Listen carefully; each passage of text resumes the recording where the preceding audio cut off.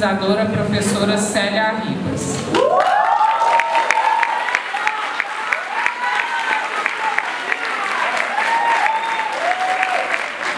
Célia é graduada em História, mestre e doutora em Sociologia pela Universidade de São Paulo, é professora do Departamento de Sociologia da UFJF e diretora do Centro de Pesquisas Sociais.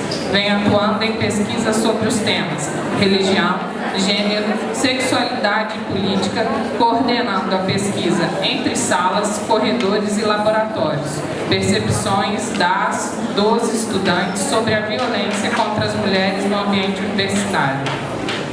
Para discutir as violências na universidade, solidariedade, articulação e enfrentamento, convidamos a pesquisadora da Universidade de São Paulo, Ana Flávia de Oliveira.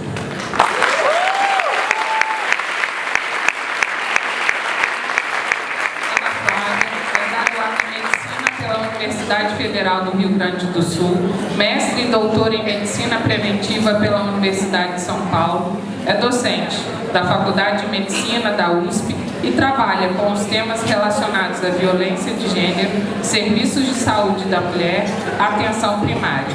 Tem mais de 20 anos de experiência na área, tanto do ponto de vista teórico como pesquisadora, quanto prático como médica, atendendo mulheres vítimas de violência física, sexual, moral e psicológica. Para discutir sobre o que a Maré nos ensinou, convidamos Aniele Franco.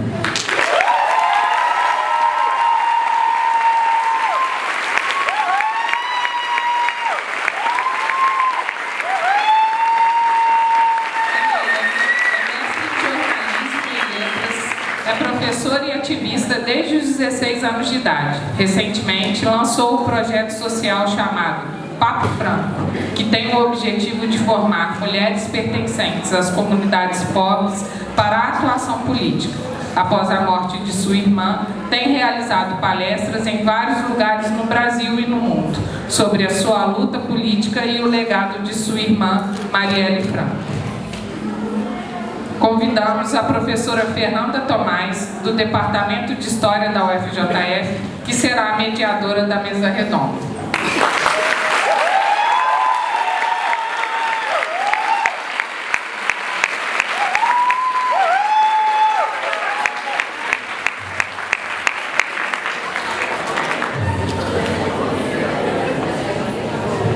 Passamos agora a palavra à professora Fernanda Tomás para dar início às atividades da mesa.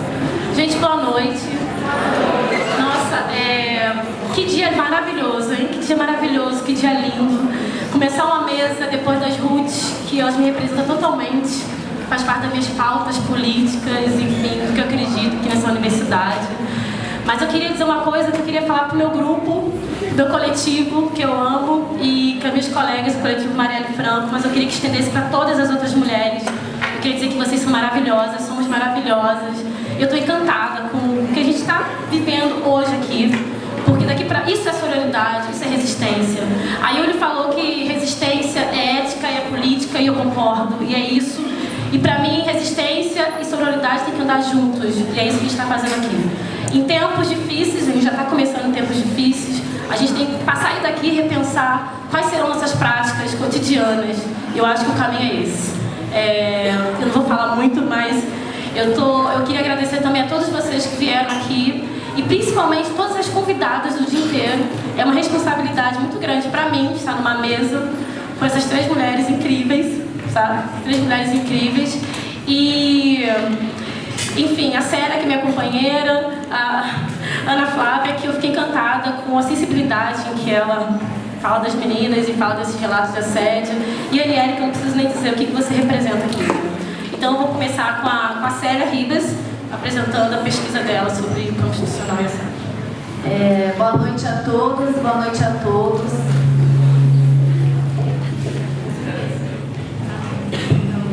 Vou recomeçar. Boa noite a todas e a todos. É um imenso prazer mesmo estar aqui com vocês, obviamente não pelo tema que a gente está tratando, né, ao longo do dia aí. Já foram momentos de muito choro, de muito riso, de depois de choro de novo, né? Deixou a gente desconfortável em vários momentos e é isso mesmo que tem que acontecer, né? A gente tem que sair dessa zona de conforto. Peraí, gente, vamos melhorar isso aqui. Então, é um prazer estar aqui com as minhas companheiras, com todas vocês, a Aniele, a professora Ana Flávia,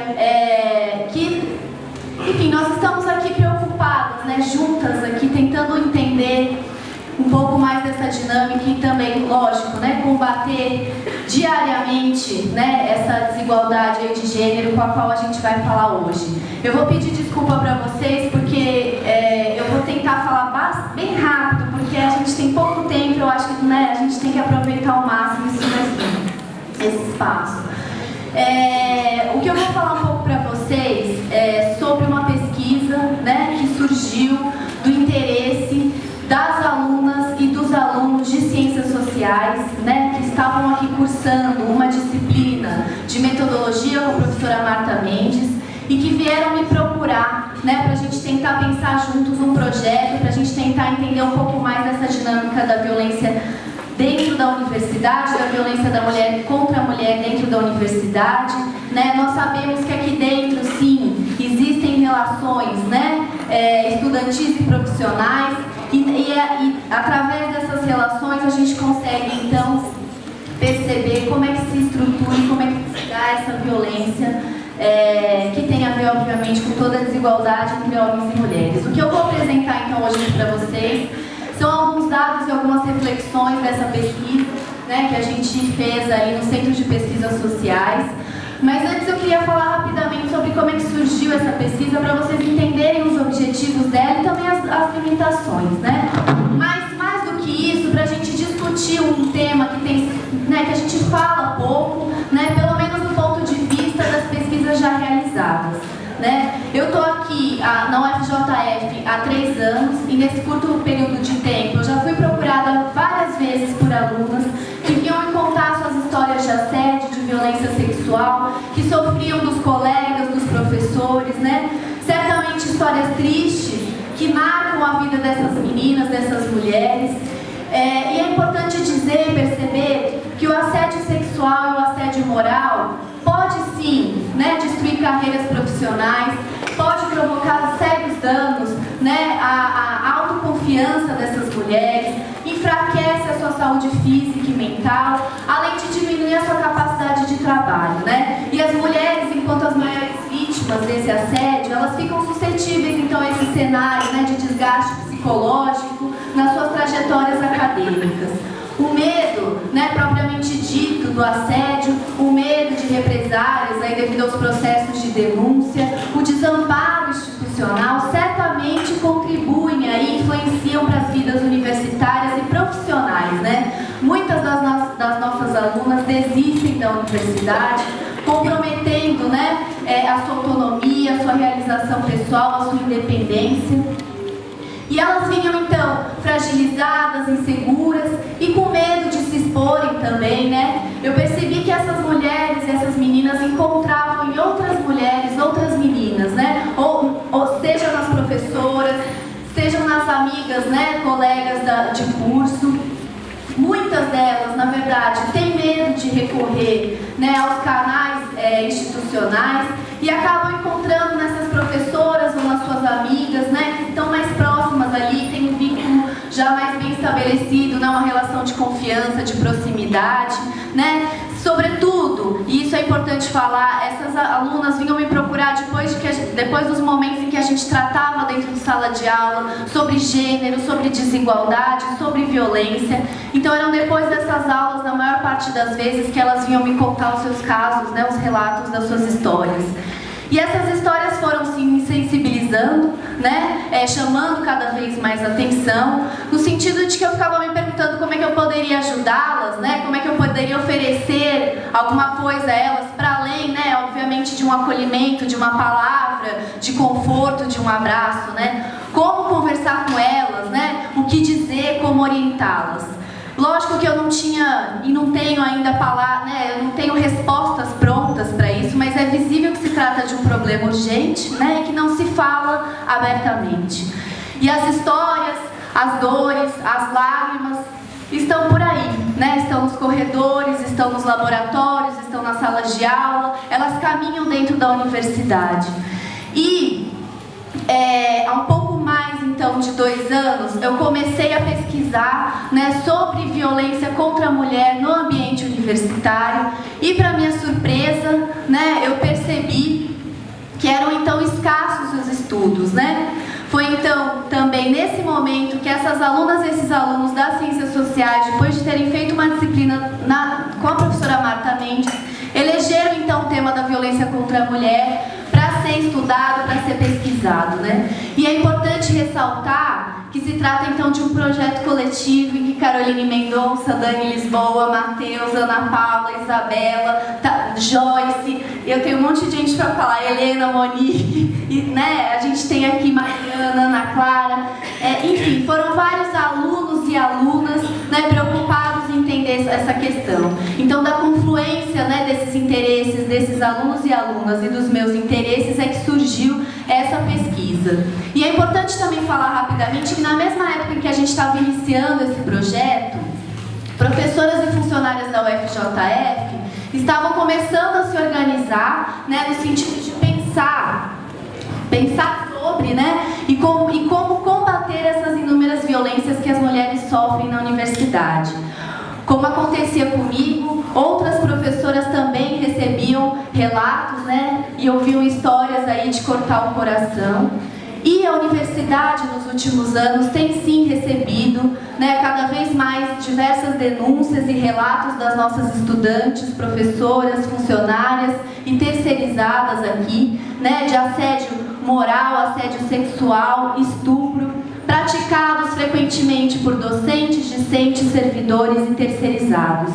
Então ficou cada vez mais patente a necessidade da gente começar a discutir esse tema, de pensar estratégias de enfrentamento e de construir uma cultura de não violência dentro da universidade, né? Mesmo porque nós aqui do coletivo começamos a compreender que para escutar, acolher, acompanhar essas vítimas, era urgente essa articulação, né, das alunas, das TAIs, das funcionárias terceirizadas e das professoras. Então, nesse sentido, a gente começou a tentar pensar, né, e refletir no espaço, né, que a gente pudesse pensar não só na formação, no preparo mesmo, né, para essa escuta, mas também no acompanhamento das políticas institucionais da UFJF nesse campo e também nas pesquisas, né, e estudos sobre esse tema. E nasceu então o nosso coletivo Marielle Franco, de mulheres da UFJF, que vem sim promovendo ações de escuta, de acolhimento, de atenção e de apoio a essas vítimas, e vem promovendo também debates como hoje, né, e vem incentivando estudos e pesquisas nesse sentido. Pode passar.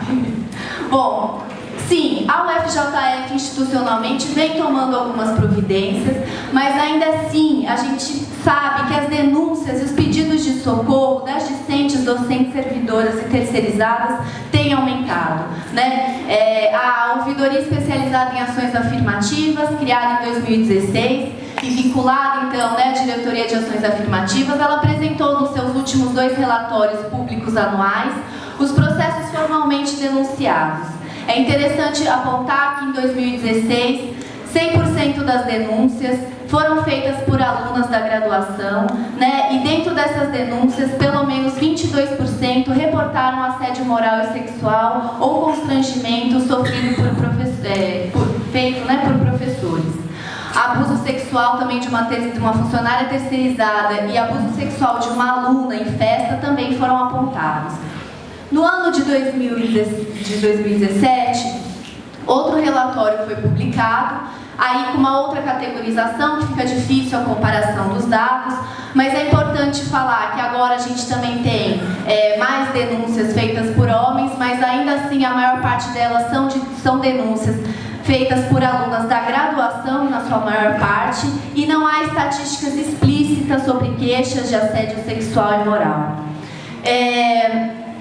Eu trouxe esses dados para a gente pensar, né, que o fato de que muitas mulheres não formalizam as denúncias, né, por vários motivos que a gente vai falar aqui também, Mas é importante a gente também acessar essa realidade por outros canais, por outros meios, né? Então, nesse sentido é que a gente tentou desenhar essa pesquisa, né? Para tentar entender como é que os alunos e as alunas da UFJF têm compreendido, têm caracterizado, têm visto para as violências, né? Para as violências contra as mulheres, né? Sobretudo porque a gente via que a maior parte dessas alunas recorrem a outras colegas ou às professoras. E é interessante a gente entender como é que isso se dá, né? Como é que as pessoas enxergam isso, ou pelo menos os estudantes e as estudantes. Então foi no sentido, né, de compreender a dinâmica da violência contra a mulher do ponto de vista dos estudantes e das estudantes. A ideia então era saber como é que eles consideram ou não determinadas atitudes, ações como violência, né? Se conheciam casos ou mesmo se já tinham sofrido alguns casos, se conheciam mecanismos institucionais, né, de formalização ali das denúncias, se sentiam seguros e seguras na universidade, se já haviam participado de debates, palestras, seminários sobre o tema e se havia variações entre homens e mulheres e se havia variações também entre as diversas áreas do conhecimento em que esses alunos estão, né? Foi importante nesse sentido contar com o trabalho e com a ajuda do professor Augusto, do Departamento de Sociologia, que desenhou então uma amostra, né, que abrangesse então as 5 áreas do conhecimento que a gente dividiu entre saúde, biológicas, exatas, ciências sociais e humanas e ciências sociais aplicadas, né?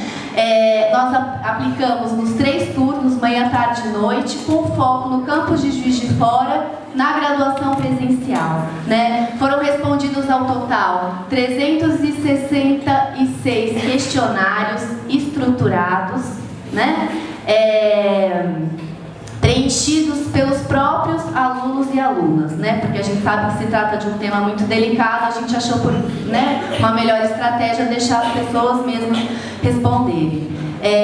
E é importante registrar aqui que para a aplicação desse questionário foi fundamental, e eu quero agradecer novamente a participação de mais de 30 alunos num trabalho voluntário de passar 2 semanas de manhã, desde manhã, das 7 da manhã às 10 da noite, entrando nas salas de aula, né, explicando a pesquisa, colhendo as respostas e depois também foram importantes em todo o processo de tabulação, né? De modo geral, essa pesquisa era sim bem recebida, né? Inclusive recebi elogios por parte de muitas professoras e alunas, mas também recebi uma certa desconfiança por parte de alguns colegas, né, sejam alunos ou professores, que chegaram sim a questionar a importância e a necessidade dessa pesquisa, né? É interessante, né, a gente notar como é que incomoda falar sobre violência, mas certamente incomoda muito mais quem é vítima dessa violência, e as mulheres sabem muito bem disso, né?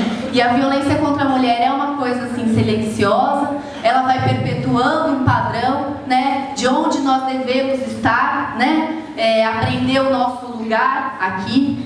E a gente foi então recebendo relatos também de que após a aplicação dos questionários em salas de aula, o que foi já um ato importante, muitas alunas e professoras continuavam a discussão em sala de aula, né? Isso foi para a gente importante, esse retorno, né? Para a gente entender também em que medida a gente tem discutido isso, né? Aqui na universidade, em que medida a gente tem falado sobre esses casos, tanto mais porque a gente sabe, né, que corre entre a universidade os vários casos de assédio e violência que a gente ouve com muita frequência, né? Pode passar aí o caso, por favor.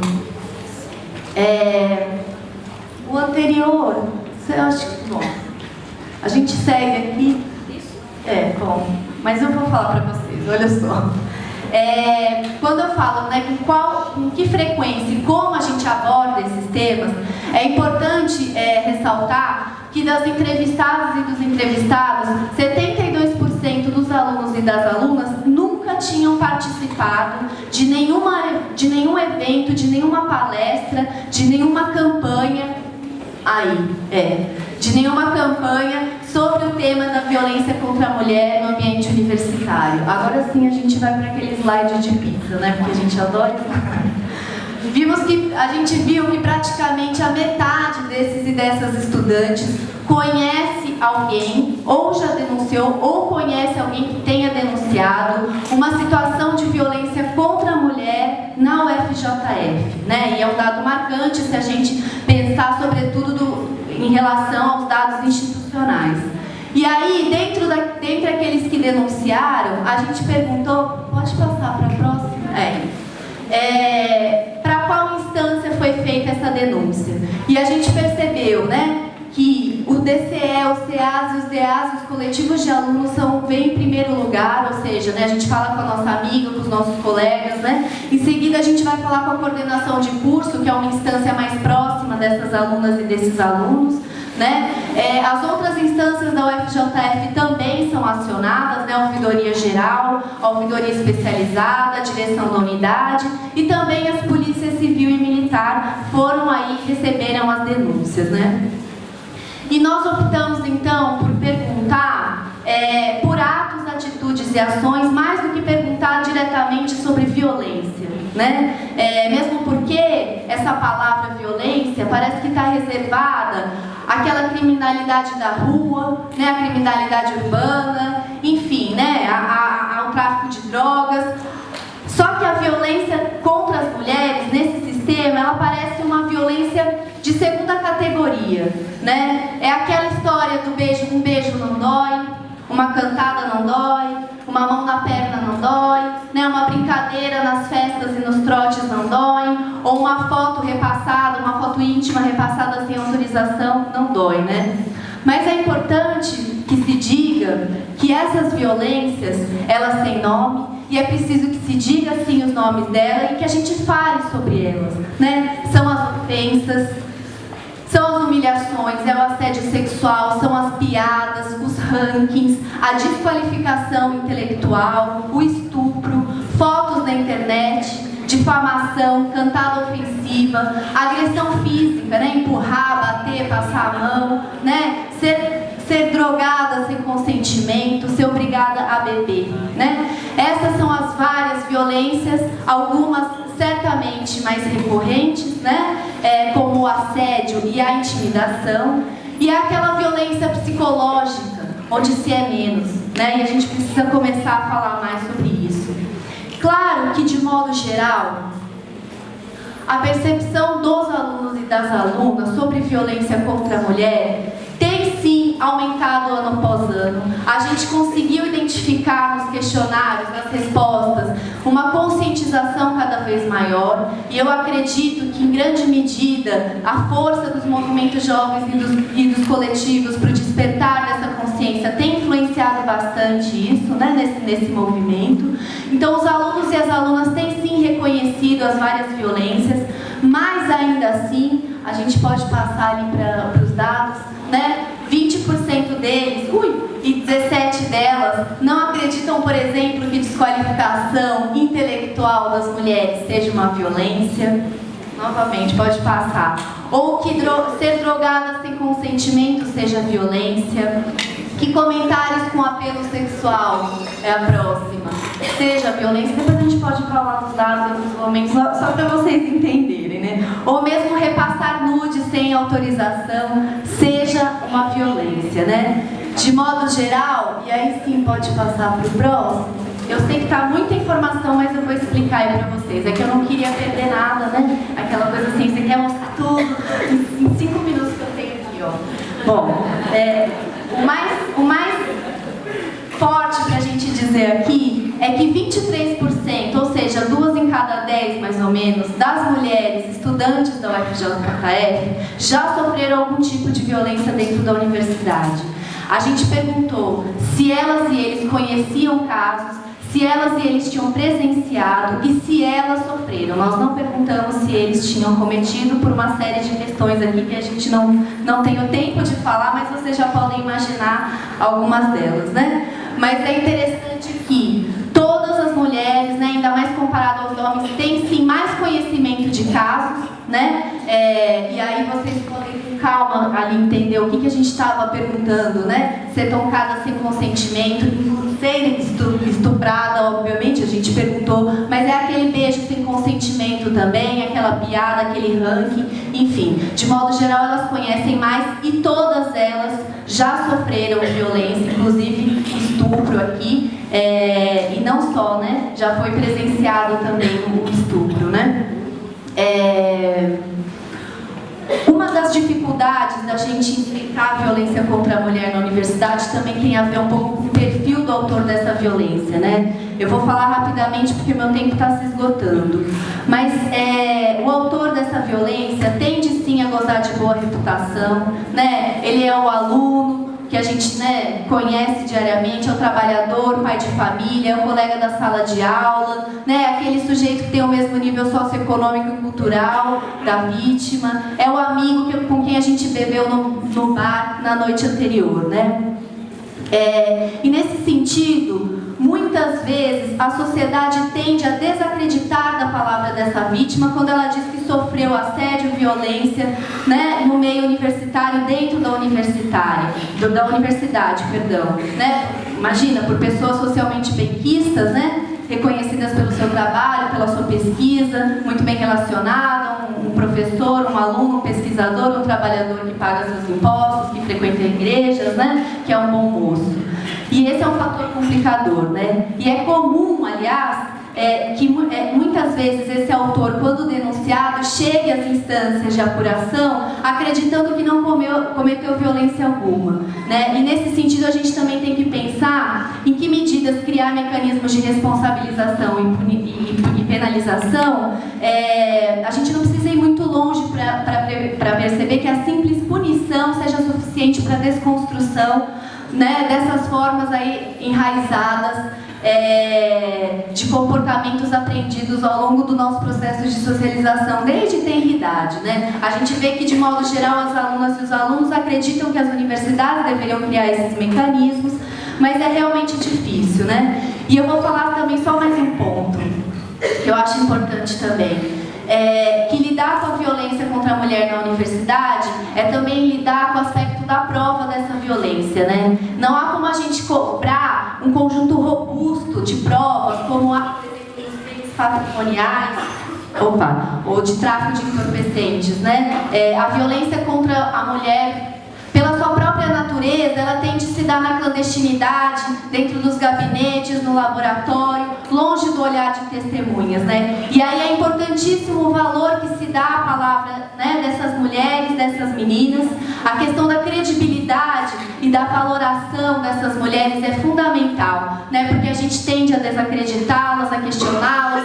Elas são muitas vezes vítimas, né, de oitivas exaustivas, excessivas. É cobrada dessas meninas uma coerência excessiva de fatos, de detalhes, impossíveis muitas vezes de serem fornecidos, né? Como se a palavra delas não fosse digna de reconhecimento e de crédito, né? Como se elas precisassem ser confrontadas o tempo todo para serem pegas na mentira. É basicamente isso, né? E por que a gente faz isso, né? Qual que é a origem dessa desconfiança? E eu acho que é isso justamente que a gente precisa discutir, né? E por último, uma última questão que eu acho que é importante a gente falar também, é da qualidade e da formação das pessoas que recebem e conduzem essas denúncias, né? Os nossos colegas, professores e professoras, coordenadores e coordenadoras, pesquisadores e pesquisadores, não vêm de Marte, né? Somos todos aqui na Terra, né? Estamos todos aqui reproduzindo esses estereótipos, né, de gênero na aplicação das leis e na garantia aí do direito dessas mulheres, porque somos sim todos e todas frutos de uma sociedade machista, racista, LGBTfóbica, né? E isso é muito grave, a gente não se contenta com isso, não é verdade? A gente quer realmente que essas pessoas tenham uma qualificação, porque elas têm uma incumbência, né? E papéis sociais muito importantes para assegurar um ambiente diverso, plural e igualitário aqui, né? A gente fazer uma universidade plural nesse sentido. Eu sei que eu já passei do tempo, muito, mas eu só quero começar a falar, só vou falar mais uma coisinha, rapidinho. De modo geral, só para vocês entenderem. Depois eu vou passar com mais calma os dados e tal. As mulheres, sim, têm medo de andar na universidade, têm medo dos escadões, têm medo dos locais públicos, né? Das entradas ali, dos pontos de ônibus, dos portões, dos estacionamentos, que é o local que a gente tem mais medo realmente de percorrer, né? A gente sente mais insegura dentro desse sistema todo, né? No qual a gente cresceu. Agora eu vou passar a palavra para a professora Ana Flávia. Boa noite a todos. Eu queria começar dizendo que eu estou muito emocionada de estar aqui. Esse dia está sendo muito impactante para mim, especialmente pelo momento que a gente está vivendo. Eu acho que ver esse auditório tão cheio e discutindo um tema tão difícil, com tanta energia positiva, se é que eu posso falar isso, né? Com tanta força, melhor dizendo, deixa a gente mais animada, né? E mais encorajada para seguir em frente. Eu sou fundadora e sou membro da coordenação do que a gente chama Rede Não Cala, lá em São Paulo. É a rede de professoras e pesquisadoras pelo fim da violência sexual e de gênero na Universidade de São Paulo. Eu estudo isso há muito tempo e eu queria começar minha fala aqui dizendo que esse problema, a violência na universidade, a violência de gênero no interior da universidade, começa a chamar nossa atenção aqui no Brasil, de 2013, 2014 para cá. A maioria, muitas universidades estão trabalhando essa questão. Eu fico muito animada e feliz de ver o resultado da pesquisa e de ver o que a antecede fala, porque é muito parecido com o processo que a gente passou na USP e está passando. Mas eu gostaria de começar, para dizer que a gente não começou agora, lendo um texto para vocês, não é um texto, é um excerto de um texto de uma autora americana chamada Adrienne Rich. Ela é uma poeta, uma feminista, lésbica, que atuou muito nos anos 60 e 70. Então é uma onda anterior, vamos dizer assim, do feminismo, a onda que a gente tem agora. Esse texto é de 1978. E quando eu li, eu fiquei também bastante impactada, porque eu acho que a gente parece que está sempre começando, mas a gente está continuando uma luta que já existe há bastante tempo, né? Eu gostaria de ler para vocês, porque eu acho que traz alguns insights sobre essa questão da mulher na universidade. E, interessantemente, esse texto que chama Levando as Mulheres Alunas a Sério, ele começa com ela discutindo a questão racial. E como ela, então, trabalhou a questão racial e agora está trabalhando a questão de gênero na universidade. Esse texto chama, então, Levando as Alunas a Sério, num livro que chama Lies, Secrets and Silence, da Adrienne Rich. Eu vou só, é bem curtinho, porque é só um pedacinho, mas eu acho que tem uns insights bacanas aqui. Então, ela começa dizendo, mulheres e homens, 1978, um monte aqui não era nascido. Mulheres e homens não recebem a mesma educação na universidade, porque fora da sala de aula, mulheres não são percebidas como seres soberanos, mas como presas.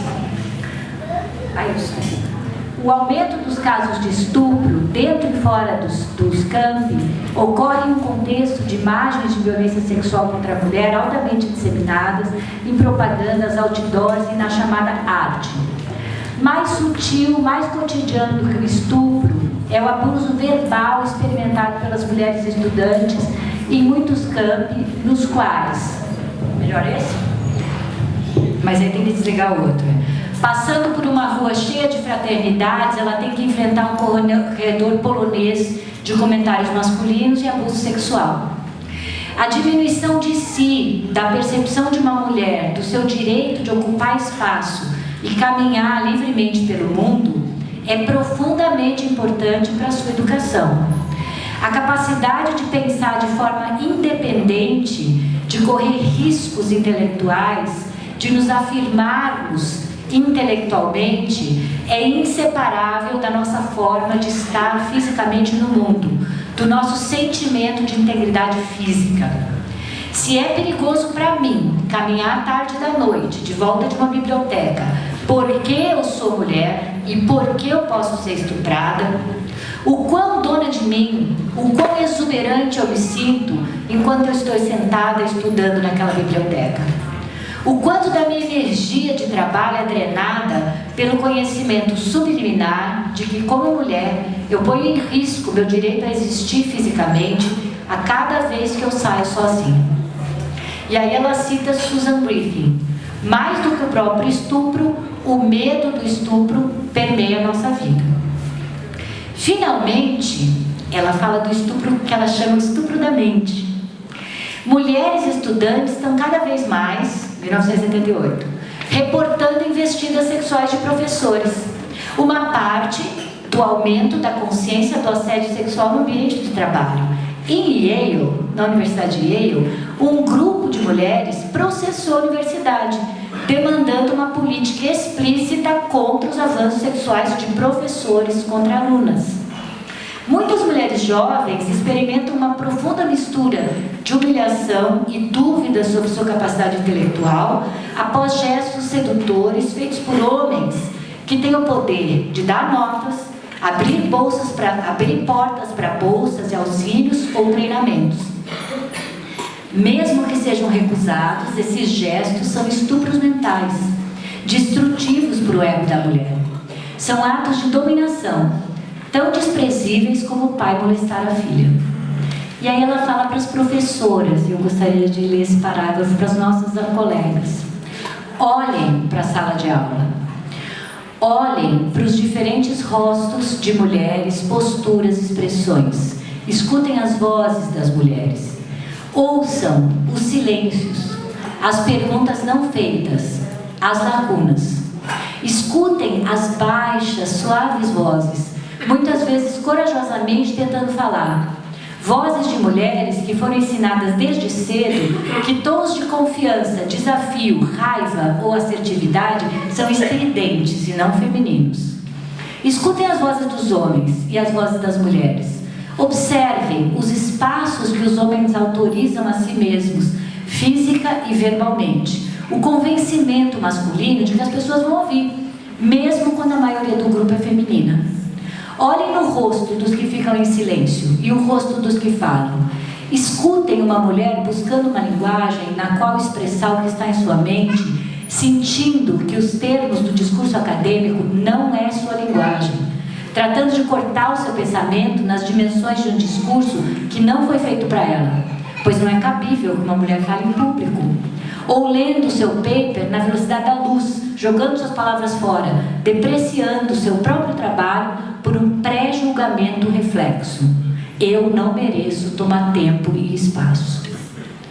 Acho que são 40 anos depois, né? Mas quando eu li isso, eu comecei a olhar na minha sala de aula, eu comecei a ver isso, né? E agora eu queria contar para vocês, rapidamente, sair de 40 anos atrás, e contar para vocês rapidamente como foi o nosso processo de criação da Rede Não Cala, porque eu acho que ele pode, enfim, ajudar a iluminar o processo do coletivo Marielle Franco. Então, nós começamos também para um processo muito semelhante. As alunas, bom, houve alguns casos muito emblemáticos na Faculdade de Medicina, de onde eu venho. Houve um estupro, houve uma tentativa de estupro de 2 caras contra uma aluna. Essa aluna denunciou, pediu uma sindicância, houve sindicância e a sindicância concluiu que o problema tinha sido o álcool, porque afinal de contas estava todo mundo bêbado, então ninguém tinha razão. A aluna saiu com os 2 meninos, os 2 meninos empurraram ela para dentro do carro, começaram a estuprar, passou uma colega dela, ela conseguiu fugir. Face a isso, as meninas fizeram um coletivo, é o Coletivo Geni. E o Coletivo Geni foi à congregação da Faculdade de Medicina e não aceitou essa deliberação. E quando o coletivo não aceitou a deliberação, a menina levantou e falou: eu não vou aceitar isso, eu sou vítima de estupro. Como que vocês estão falando uma coisa dessa? Aí a faculdade criou uma comissão para discutir os casos de violência. Eu fui da comissão de violência sexual, mas tinha racial, tinha a de orientação sexual, tinha a religiosa, tinha o assédio moral. E nós começamos a descobrir muita violência dentro da Faculdade de Medicina, perpetrada pelos próprios alunos, pelos médicos assistentes e pelos professores. E essa violência toda começou a chegar para nós. Eu recebi 8 relatos de estupro e nós começamos a querer levar adiante. Só que foi muito difícil dentro da estrutura institucional. E isso precisa ser dito, né? Porque isso que a Adrienne Rich descreve há 40 anos atrás continua. E porque os homens em posição de poder na nossa universidade e também as mulheres, muitas vezes compartilham da ideia de que as moças deveriam ser mais gentis, né? E menos, enfim, menos demandantes, né? Até porque muitos deles já praticaram atos que não são atos confessáveis em público, vamos dizer assim. Diversas formas de assédio, violência, como a própria Adrienne Rich descreve aqui. As alunas vieram na minha sala, o coletivo Geni, e falaram: professora, vocês têm que fazer alguma coisa, porque a gente está denunciando e a gente está sendo culpabilizada, está sendo agredida pelos colegas, ninguém acredita na gente, e vocês que ficam aqui têm que fazer alguma coisa, porque nós vamos embora e vocês vão ficar. Eu fiquei muito sensibilizada com esse argumento, porque eu pensei, gente, é o argumento que a gente sempre usa com eles, né? Quando eles vêm com muita coisa, eles falam: vocês vão embora, a gente fica aqui, vocês acabaram de chegar. E elas vieram e usaram esse argumento. Foram na professora Vera Paiva, do Instituto de Psicologia, e fizeram a mesma coisa com a Vera Paiva. Nós tivemos a comissão acabou, virou uma comissão de direitos humanos, nós sentimos o limite institucional. O que fizeram os alunos? Levaram a denúncia para fora da faculdade, levaram para a Assembleia Legislativa, fizeram uma audiência pública, fizeram uma CPI, e foi quando os casos andaram. Então, primeira lição: precisa agir dentro, mas precisa agir fora. E toda vez que você age fora, você vamos dizer assim, chamada de traidora dentro. Porque as pessoas falam: ah, não, roupa suja a gente lava em casa, para que você está publicizando isso? Agora vão falar mal da gente, agora não vão mais acreditar na medicina da USP, agora vão achar que a gente é tudo estuprador aqui. E o nosso argumento foi o tempo inteiro... O nosso argumento... Mas conta meu tempo aí. O nosso argumento foi o tempo inteiro: o que nós estamos fazendo é pelo bem da instituição. Porque esconder o podre da instituição não é bom para a instituição. E como diz a minha orientadora, ex-orientadora, sempre orientadora, Lilia Schneider, até a igreja muda. Então, tradição também muda, né? E a gente precisa um esforço para mudar a tradição e se livrar daquilo que não presta mais. Muito impactada pela demanda das alunas, pela nossa incapacidade de fazer funcionar as instâncias institucionais para coibir a violência, proteger as alunas, nós resolvemos criar uma rede autogestionada de professoras para poder ter uma ação mais livre. Fizemos uma cartinha, mandamos para as colegas, fora do meio institucional, para as amigas de cada uma. E em 4, 5 dias, que tinha um feriado no meio, reunimos 90 professoras no anfiteatro da medicina da USP, simbolicamente. Quando nós vimos aquelas 90 professoras, a gente falou: não, nós tocamos num ponto. Foi abril de 2015. Aqui nós tocamos num ponto. E qual foi o ponto? O ponto é que toda mulher que está na universidade sabe que existe assédio moral, sexual dentro da universidade, e a grande maioria já sofreu ou ouviu falar, né? Ou tem alguém que sofreu. O que eu estou falando? Eu estou falando de tudo. Eu estou falando das piadinhas bobas, eu estou falando da dificuldade de falar nas reuniões de departamento, e isso eu fui aprendendo com as colegas também depois, né? Então, eu estou falando desde isso até beijo roubado, até passação de mão, até convites inadequados. E aí você começa tem aquele orientador que a gente tem que avisar as alunas antes de mandar para ele, porque o orientador é meio assim. Tem o outro professor que namora a aluna e introduz todo mundo no Face, e aí você tem que avisar as alunas que não é para entrar no Face do professor.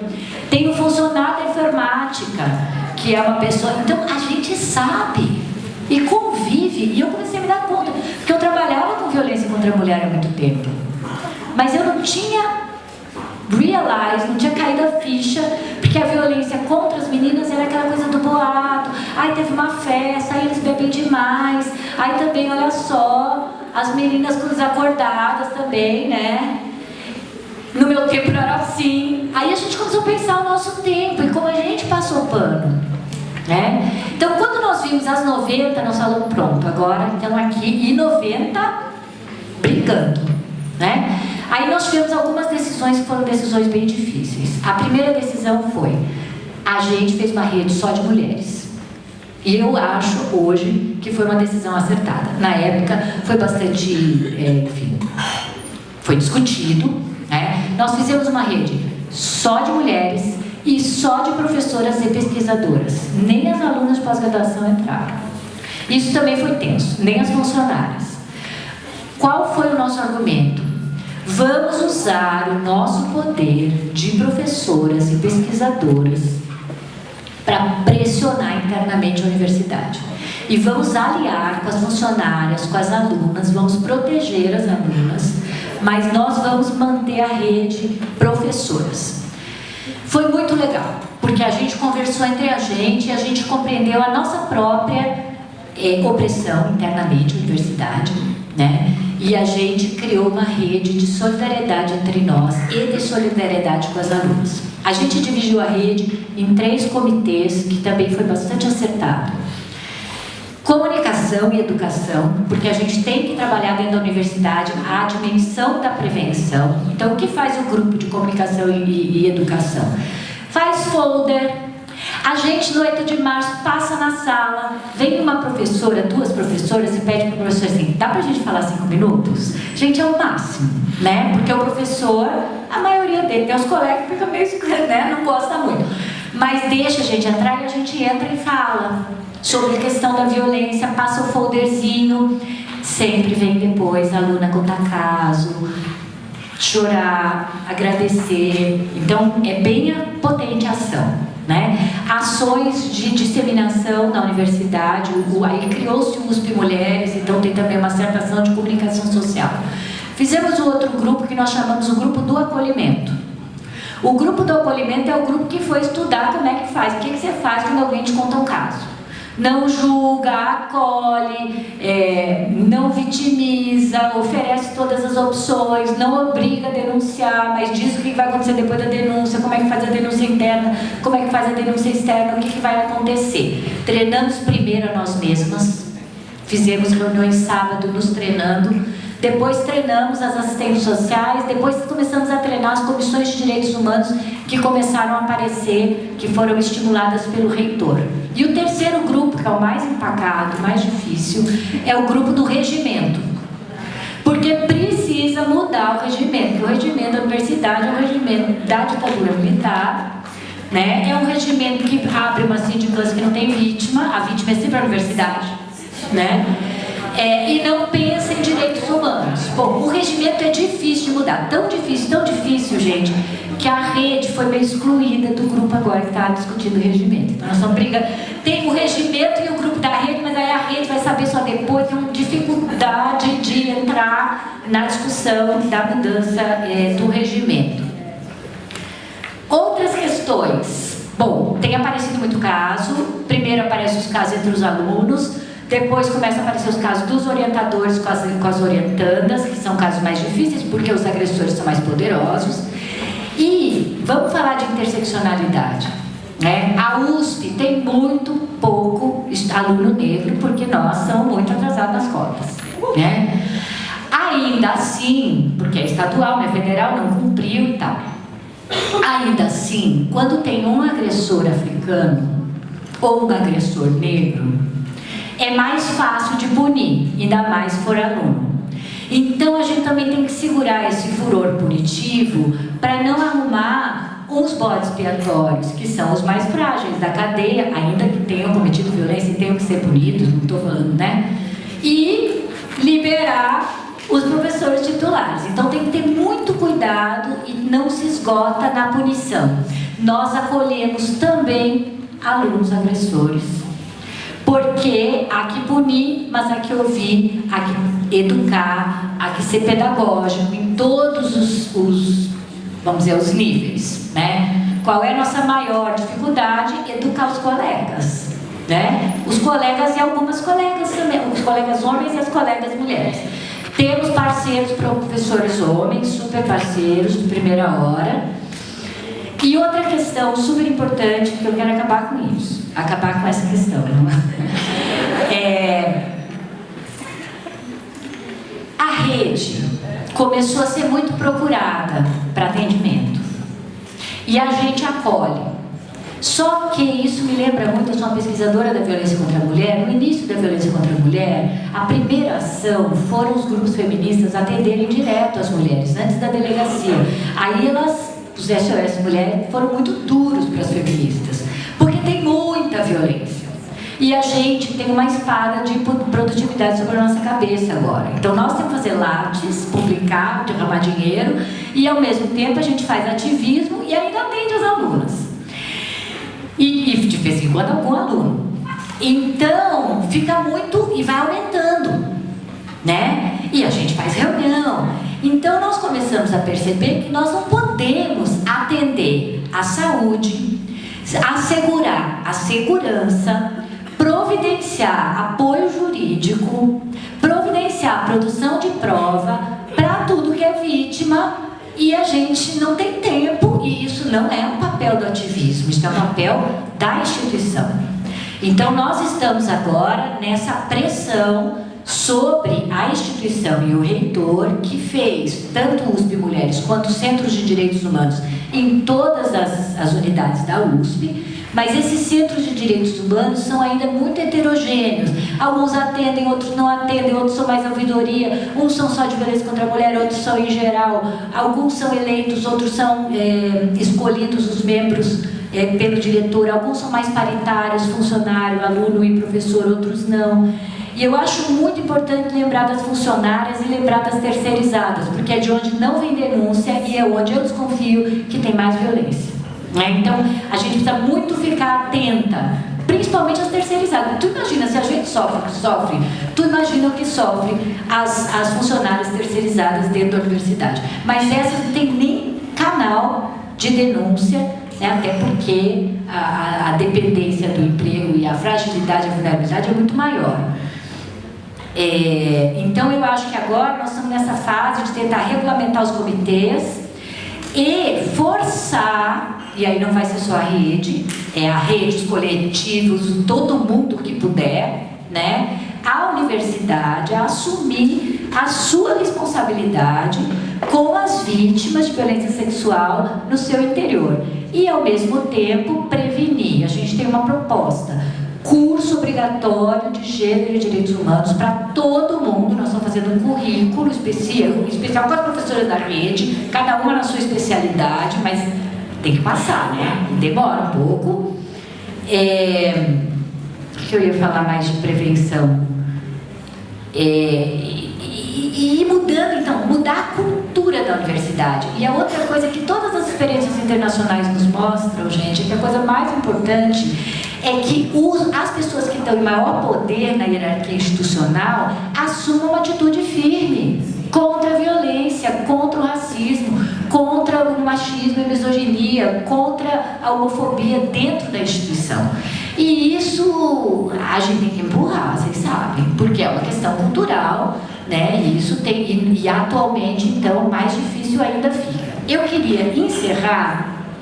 A rede faz também, assim, passeata no 8 de março dentro da instituição, a gente faz notas quando acontecem coisas importantes. E eu queria terminar com uma homenagem, lendo a nota que nós escrevemos e publicamos por ocasião do assassinato da Marielle. Eu tinha feito Então é a nota da Rede Não Cala, e eu acho que diz muito sobre quem nós somos, a Rede Não Cala. A Rede Não Cala une-se a todas as vozes de indignação e tristeza diante do assassinato brutal de Marielle Franco e seu motorista Anderson Pedro Gomes.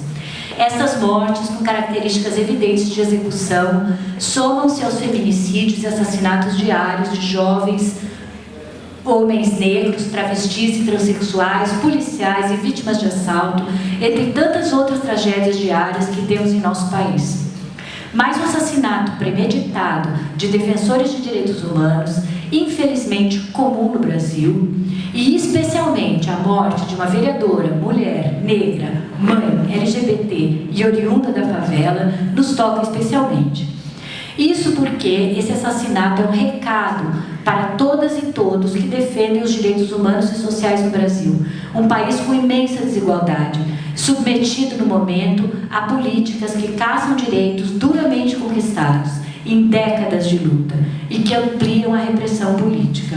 A situação da segurança pública, que já era um enorme problema, agrava-se com o aumento da desigualdade e com a reiterada execução de mulheres e homens que lutam, como nós lutamos, pelo fim do racismo, da violência de gênero, da homofobia e de todas as desigualdades. Marielle lutava por creches, contra a violência de gênero, contra o racismo e a homofobia, assim como nós. Sua morte, inaceitável e inesquecível, deve nos fazer olhar para quem poderia querer calar sua voz e responsabilizar aqueles que no Brasil atacam os defensores dos direitos humanos e da democracia. Não vamos nos calar e vamos repercutir ainda mais alto as bandeiras e a luta de Marielle, que também é a nossa e da imensa parte da população brasileira. Quem cala sobre o teu corpo, consente na tua morte. Quem grita, vive contigo. Nós não nos calaremos. Marielle Franco, presente.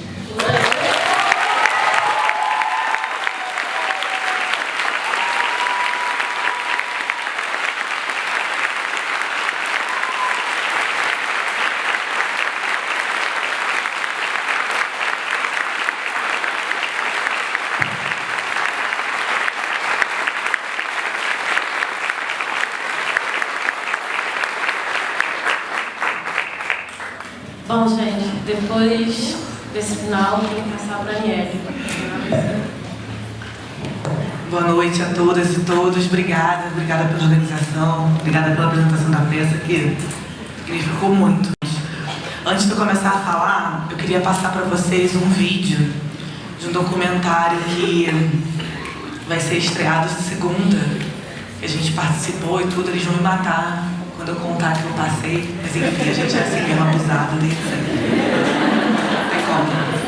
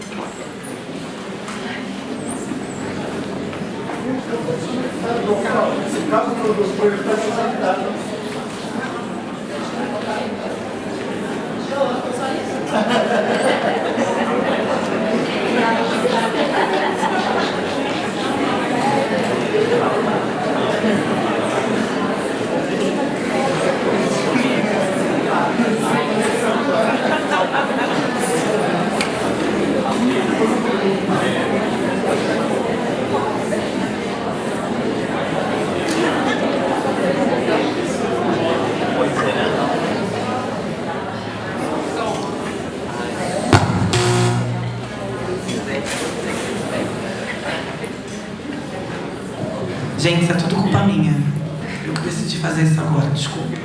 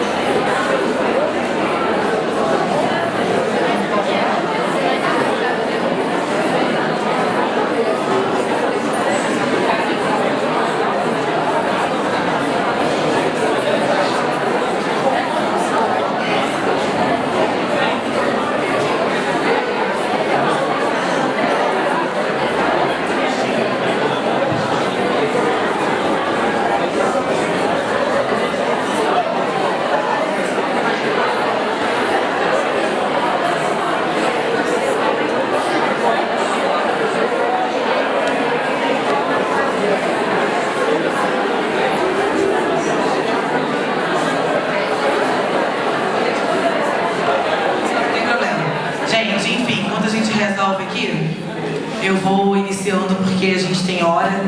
Eu já cheguei no laço, queria muito ter participado, começado desde o início e não consegui.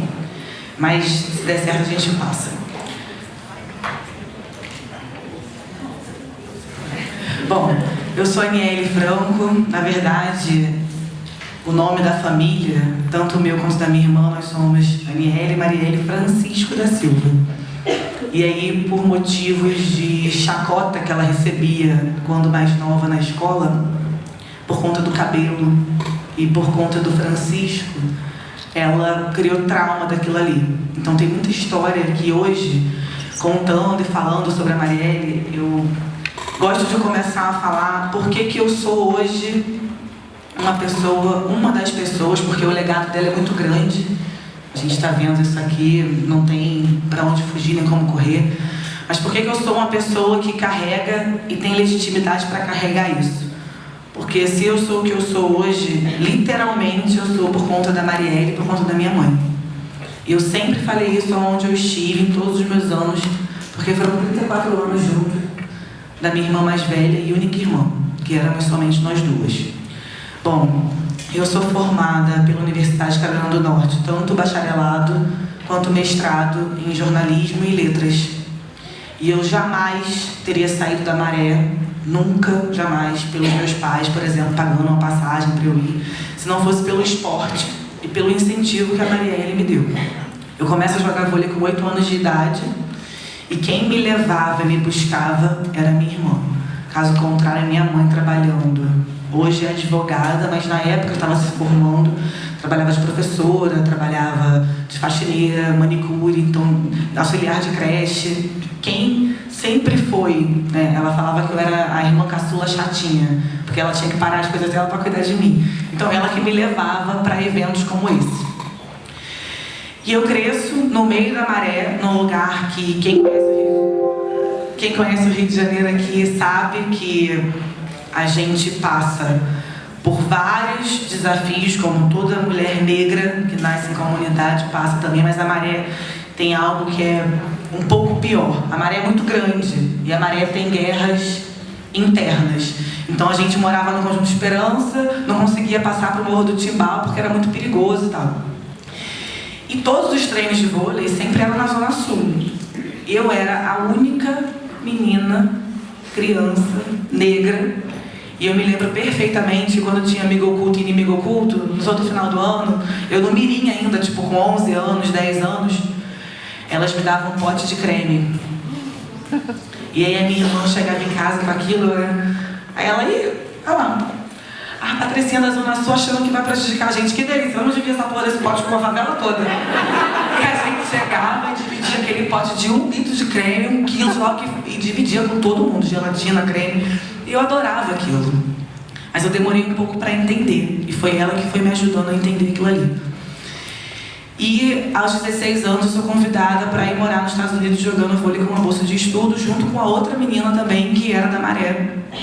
E engraçado que ela era branca e ela reconhecia o lugar dela de privilégio, porque em muitos momentos nos Estados Unidos também eu passei por alguns preconceitos, mas enfim, voltando para a Maré, todas as idas e vindas de escola, treino, a Marielle sempre me protegia com o próprio corpo dela, como se ela fosse evitar alguma tragédia, alguma coisa, pra gente entrar e sair, porque sempre tinha alguma violência policial, alguma guerra de facção, que a gente tinha dificuldade de entrar e sair a salvo, se sentindo segura. Então ela que me protegia, e eu cresci vendo a minha mãe protegendo nós duas, depois ela me protegendo.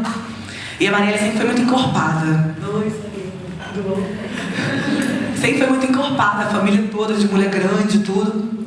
Até que teve um dia, que foi o primeiro dia que eu conheci, de fato, a força da família, das mulheres da família. E eu conheci também o que era a Marielle e o que a Marielle ia se tornar. A gente estava vivendo um momento de guerra na Maré, e aí chega um bandido lá, um dos caras do Conjunto Esperança, bate na porta. E aí meu pai abre. Minha mãe trabalhava fora até muito tarde. Então meu pai que ficava com a gente. E ele fala: oi, seu Antônio, tudo bom? Porque só para vocês entenderem, meu avô foi um dos primeiros moradores da Maré. Então todo mundo conhecia a gente, a Maré inteira conhecia, porque o bar dele era muito famoso. E aí ele bate na porta e fala: oi, seu Antônio, tudo bom? Eu vim aqui para pedir a Marielle namoro. Cara, o maluco tava com uma arma gigante, gigante, assim, eu nunca vou esquecer aquilo. Eu, muito pequena, eu já fui chegando assim pra trás da porta, né? Eu sempre fui mais cagona que ela, confesso. Agora que eu tô menos, porque não tem escolha. E meu pai, não, que isso, rapaz, te vi pequeno, que história é essa, não sei o quê. Aí ela, dá licença aqui, ó. Eu falei, mas que porra é essa? Eu nunca nem fiquei contigo, porque ela namora comigo, por quê? Tá maluco? E eu só tinha, sei lá quantos anos, e ela já era toda... Aí eu, ai meu Deus, já comecei a chegar pra trás, ela, não, pode parar, pode voltar pra tua arma lá pra... Nem pensar. Aí ele, pô, tá cheio de marra mesmo, é abusadona, não sei o que. Aí saiu, fechou a porta. Eu me lembro disso, gente. Assim, eu acho que eu não passava nada, eu sou. E ela plena, porra, eu nunca nem fiquei contigo, pode sair daqui. E foi embora, e ele foi embora de fato, ele respeitou e foi embora. E aí a gente sai do Conjunto de Esperança e vai para o Morro do Timbal, que era um lugar muito, muito, muito violento. E essa coisa de jogar vôlei até tarde da noite, a gente voltava por uns caminhos muito cruéis, assim, tipo linha vermelha, depois Avenida Brasil, depois tinha que subir.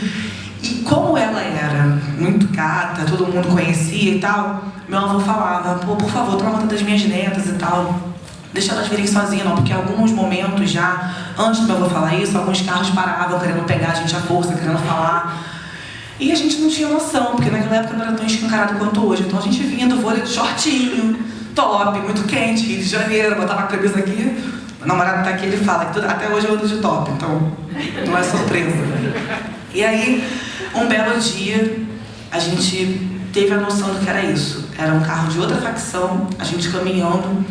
Ah, Marielle, vai pro baile, porque essa é outra parte da história da família, a gente é tudo funkeira mesmo, tem pra onde correr. E ela era também funkeira nata. E aí, um dos caras falou assim, não, a gente tá com ela. Mas a gente entendeu que eram facções diferentes. E aí eu tô ouvindo um radinho. Seu Francisco, fica tranquilo que elas estão chegando. Tá meio tenso, mas elas estão chegando, a gente tá caminhando. E eles foram escoltando a gente, a favela inteira, até chegar à nossa casa. Tá pronto o vídeo? Tá?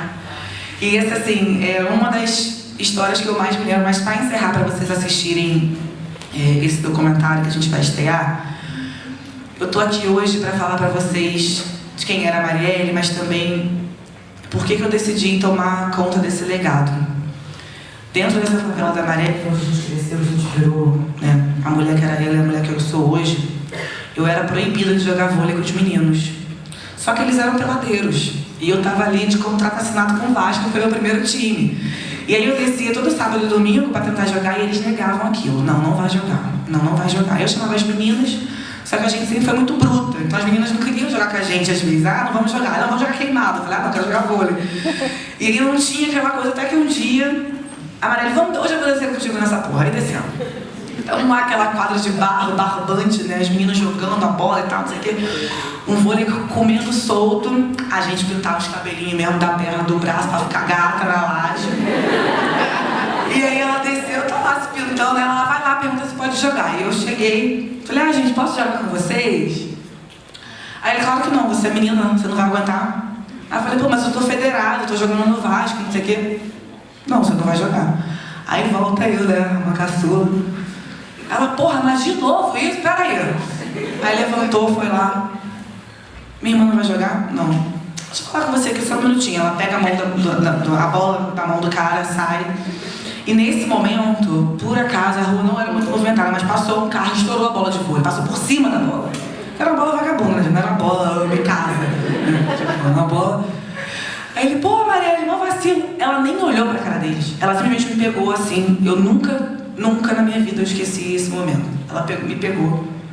Falou, olha, isso é pra você aprender que ou eles fazem com você, ou ninguém faz. Ou eles fazem com a gente, ou ninguém faz. Pode ser que naquele momento não era essa a lição ou a frase que ela queria usar. Mas naquele momento, eu comecei a me aceitar mais e comecei a levantar um pouco mais a minha voz em lugares como, por exemplo, na Zona Sul, quando as meninas me davam cremes, ou então falavam que eu era a única que morava mal porque era da Maré. E foi a partir daí que eu me tornei, de fato, uma feminista, ainda nova, com o auxílio da minha irmã. Mas eu vou pausar pra gente ver o vídeo. Em 83 países, o Brasil é o 7º mais violento. E aí, volta a repetir, dados da Organização Mundial de Saúde. Esse quadro segue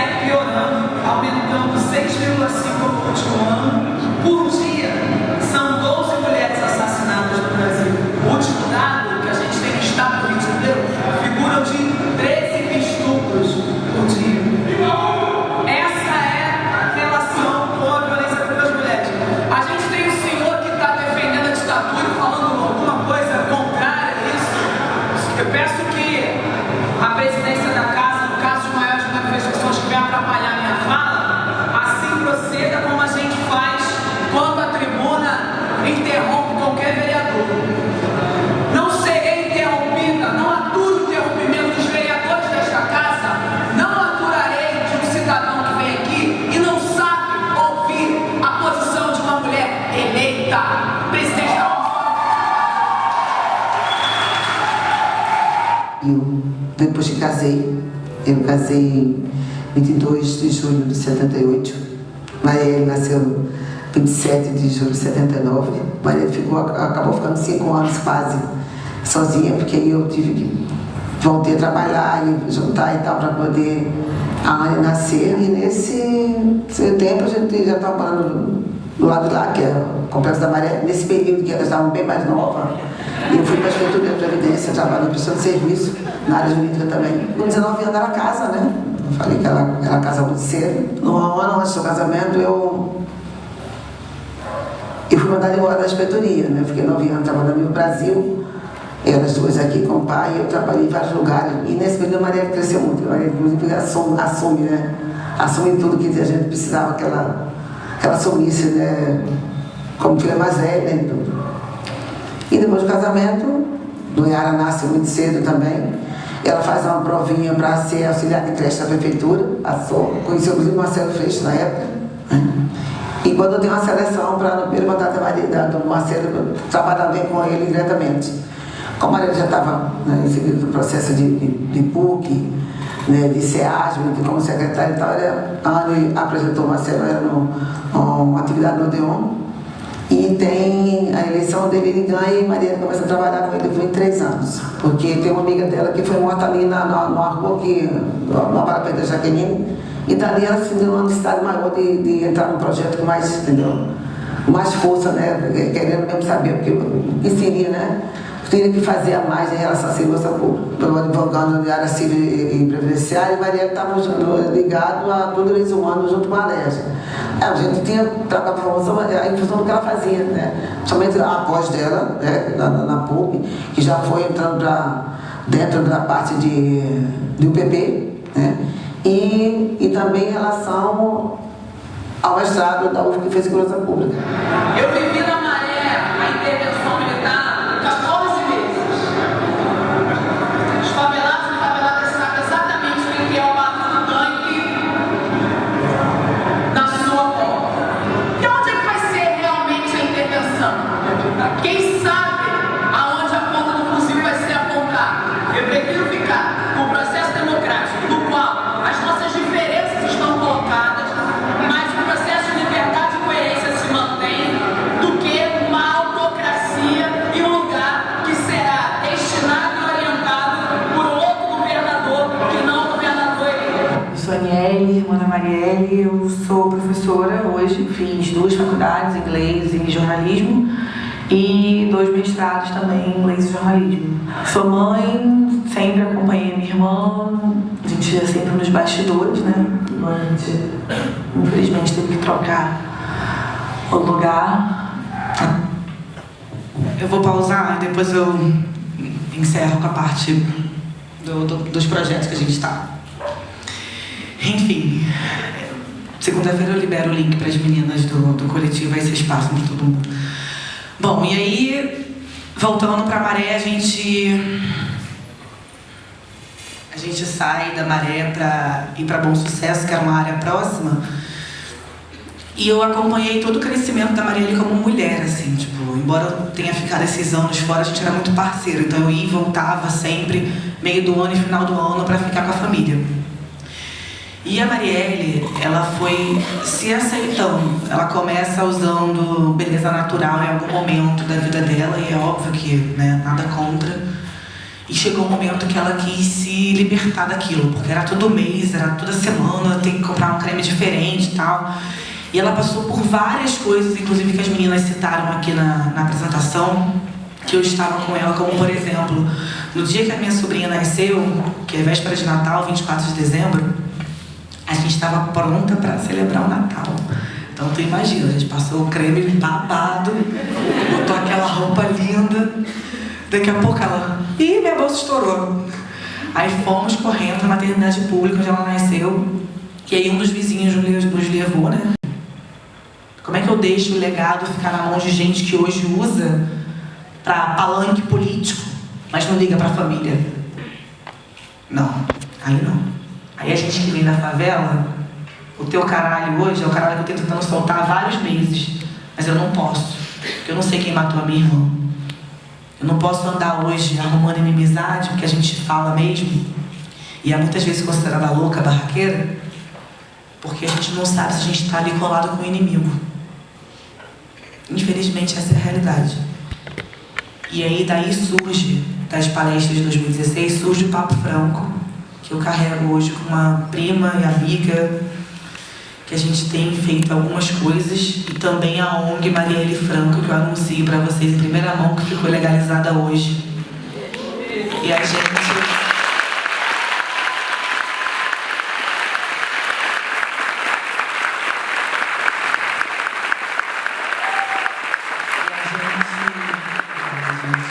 segue na luta, porque vai ser um ano muito difícil, vão ser 4 anos muito difíceis.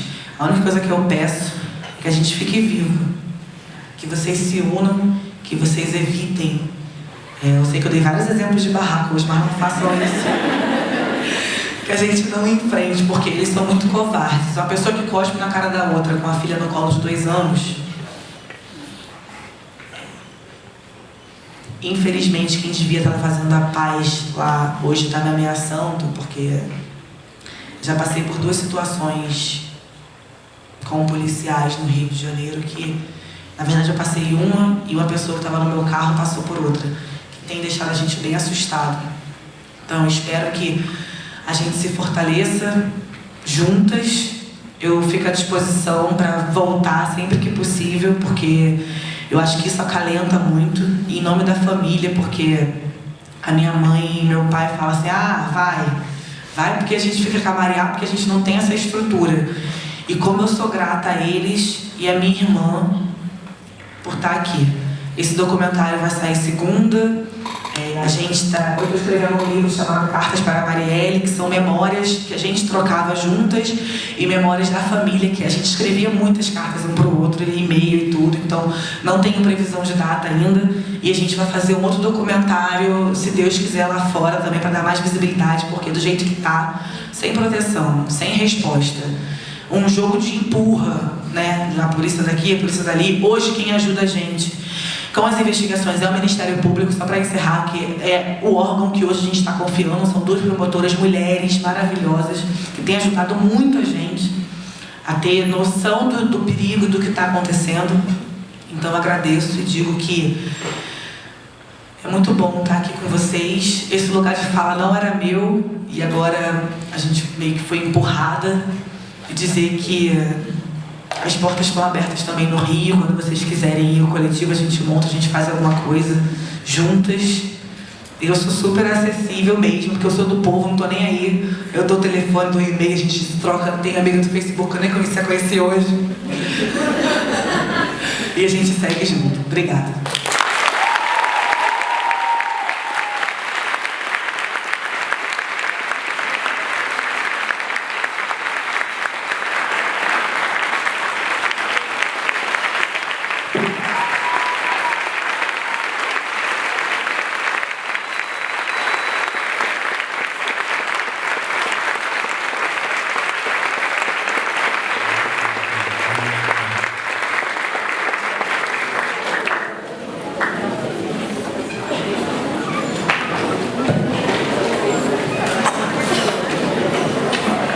Pessoal, a gente não terminou não, tá?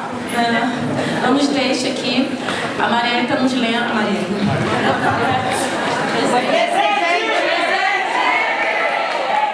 A Aniele, ela queria passar um trecho.